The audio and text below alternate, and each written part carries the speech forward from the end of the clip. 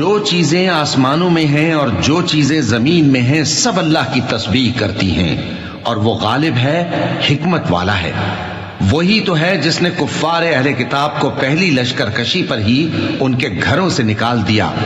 مسلمانوں، تمہارے خیال میں بھی نہ تھا کہ وہ نکل جائیں گے، اور وہ لوگ یہ سمجھے ہوئے تھے کہ ان کے قلعے ان کو اللہ کے عذاب سے بچا لیں گے، مگر اللہ نے ان کو وہاں سے آ لیا جہاں سے ان کو گمان بھی نہ تھا، اور اس نے ان کے دلوں میں دہشت ڈال دی کہ اپنے گھروں کو خود اپنے ہاتھوں اور مومنوں کے ہاتھوں سے اجاڑنے لگے۔